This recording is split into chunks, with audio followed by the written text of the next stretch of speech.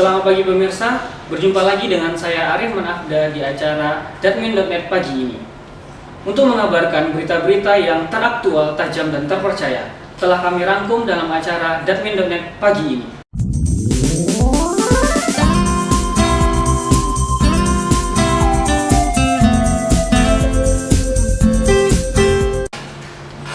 Pemirsa, tabu search adalah metode yang paling sering digunakan oleh masyarakat saat ini. Untuk penjelasan lebih lanjut, saya sudah terhubung dengan rekan-rekan saya yang langsung melaporkan dari Fakultas Teknik.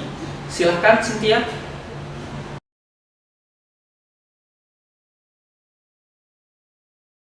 Baik, terima kasih Arif. Saya di sini, Cynthia Rido, akan melaporkan mengenai pengertian tabu search.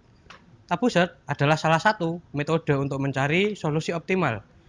Ini adalah merupakan salah satu metode local search, di mana dia akan mencari solusi yang ada dan bukan solusi yang tabu, di mana solusi terlarang. Itu adalah merupakan pengertian tabu search. Selanjutnya akan dijelaskan oleh rekan saya, Andri. Ya, Cynthia, saya Andri. Di sini saya akan menjelaskan mengenai sejarah tabu search. Tabu search pertama kali diperkenalkan oleh Fred W. Glover pada 1986. Fred W. Glover adalah seorang profesor di bidang sains, di bidang computer science yang bekerja di University di Colorado dan menjabat sebagai Chief Technology Officer di Optech System. Ya, berikutnya komponen akan dijelaskan oleh Arifman. Terima kasih rekan saya Andri, saya Arif melaporkan langsung dari Fakultas Teknik. Ada 3 komponen yang terdapat di tabu search itu sendiri. Yang pertama adalah penggunaan struktur memori yang fleksibel, di mana penggunaan struktur memori yang fleksibel ini akan lebih baik untuk eksploitasinya, dan juga akan lebih baik dari penggunaan struktur memori yang statis. Yang kedua adalah penggunaan mekanisme kontrol yang didasarkan untuk menimbulkan suatu pencarian, dan juga akan dibatasi dengan kondisi-kondisi interaksi kondisi yang berbeda. Yang ketiga adalah penggabungan fungsi memori dengan jangka waktu yang berbeda, di mana akan diambil dari jangka waktu memori jangka pendek dan jangka waktu memori jangka panjang, sehingga akan timbulnya strategi intensifikasi dan diversifikasi. Berikut yang bisa saya sampaikan dari Arif dari Fakultas Teknik. Selanjutnya akan saya lanjutkan dengan David. Silakan David. Oke, terima kasih Arifman. Saya David melaporkan tentang manfaat dari tabu search.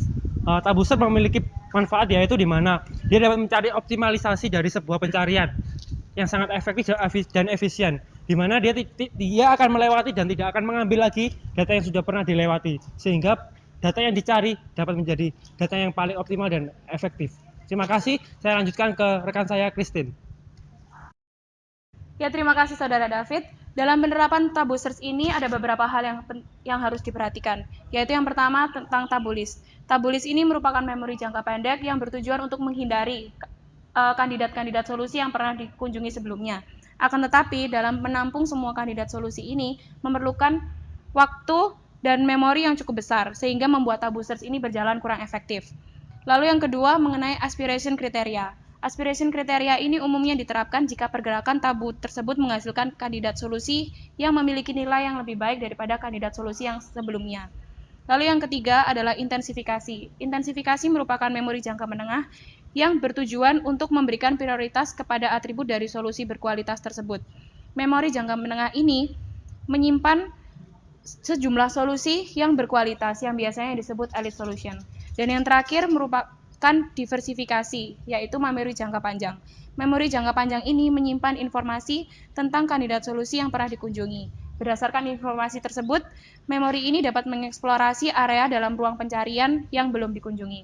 Demikian reportase saya, Christine, akan menyerahkan ke Saudara Rudi. Terima kasih Saudari Christine. Di sini saya Rudi, saya akan menjelaskan tentang alur atau flowchart dari tabu search. Nah, alur pertama dari sebuah tabu search yaitu pertama kita menghitung solusi dan parameter yang sudah disediakan. Di mana jika solusi pertama yang dihasilkan merupakan solusi yang terbaik, otomatis output yang dihasilkan adalah solusi tersebut. Tetapi jika tidak, kita akan menghitung lagi untuk solusi berikutnya dengan menggunakan algoritma yang sudah disediakan. Setelah itu kita mengecek hasil dari tabus search tersebut. Jika tabus search tersebut sudah benar-benar solusinya, maka hasil dari sebelumnya kita gantikan dengan hasil yang terakhir dan kita asumsikan sebagai solusi yang terbaik. Jika tidak, kita hitung lagi algoritmanya. Setelah itu kita mengupdate atau merubah lagi isi dari tabus search tersebut.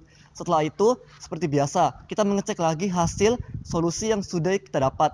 Jika benar-benar solusi tersebut merupakan solusi yang optimal, maka dengan kesimpulan kita akan mendapatkan solusi yang terbaik adalah hasil dari tabus search yang terakhir. Tetapi jika tidak, kita akan mengulangi langkah atau penghitungan dengan menggunakan algoritma yang sudah disediakan.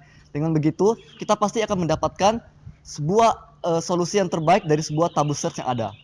Dan saya persilakan untuk teman saya, Steven, untuk menjelaskan topik yang berikutnya. Terima kasih. Ya, terima kasih rekan saya Rudi. Saya Stephen. Di sini saya akan menjelaskan langkah-langkah algoritma tabung search dalam VRP. Yang pertama adalah menentukan solusi awal dan menetapkan solusi optimum. Yang kedua adalah menentukan solusi alternatif dengan cara menukarkan dua titik dalam solusi. Yang ketiga adalah mengevaluasi solusi-solusi alternatif dengan tabung list untuk melihat apakah kandidat solusi tersebut sudah ada dalam tabung list. Apabila sudah ada, maka tidak perlu dilakukan evaluasi lagi, dan apabila tidak ada dalam tabung list, maka akan dimasukkan dalam tabung list sebagai solusi alternatif terbaik. Yang keempat adalah memilih solusi terbaik dengan menetapkan sebagai solusi optimum. Yang kelima adalah memperbarui tabung list dengan memasukkan solusi optimum baru. Yang kelima, apabila kriteria pemberhentian sudah terpenuhi, maka proses berhenti dan diperoleh solusi optimum.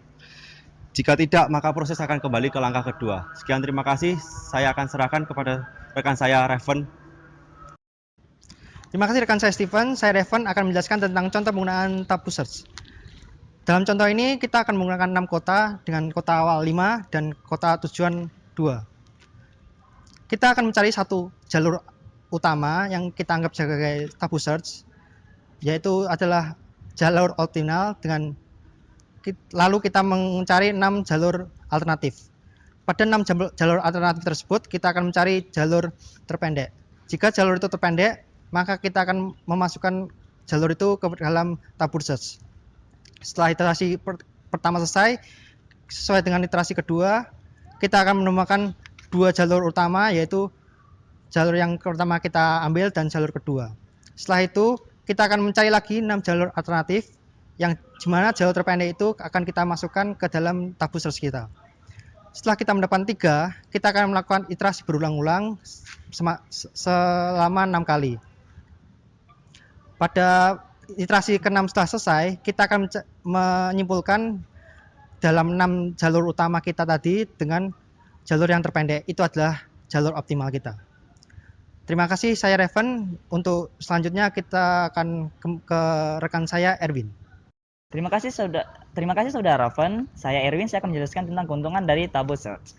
Tabus search sangat optimal dalam mencari jarak terpendek dan dapat menghitung minimalisasi total waktu travel walaupun masih belum optimal. Dan juga tabus search ini memiliki running time yang relatif cukup cepat. Selanjutnya akan dijelaskan pada saudari Ika. Ya, terima kasih saudara Erwin. Selanjutnya saya Ika akan menjelaskan tentang kekurangan dari tabus search. Kekurangan yang pertama adalah terlalu banyak parameter yang harus kita tentukan. Parameter-parameter ini telah dijelaskan oleh teman-teman saya sebelumnya. Selanjutnya, kekurangan yang kedua adalah jumlah iterasi yang dilakukan bisa saja sangat besar. Bisa saja kriteria yang kita tentukan sebelumnya itu kurang tepat dan sebagainya. Selanjutnya kekurangan tabus search yang ketiga adalah hasil yang kita sebut sebagai global optimum itu bisa saja tidak muncul. Hal ini tentu saja ditentukan oleh parameter-parameter yang telah kita atur dari awal. Sekian, selanjutnya akan dijelaskan oleh teman saya Aldo. Ya, dari penjelasan teman-teman saya tadi, kelompok kami dapat menyimpulkan bahwa metode tabus search ini sangat cocok untuk diterapkan dalam pencarian traveling atau juga dalam pemilihan mata kuliah dan penentuan input untuk mata kuliah di lembaga institusi dalam pendidikan. Ya, begitu laporan kami dari darbin.net. Saya kembalikan ke studio. Berita tersebut menjadi penutup acara kita di acara Darwin.net pagi ini. Saya Arif Manafda, selamat pagi dan sampai jumpa.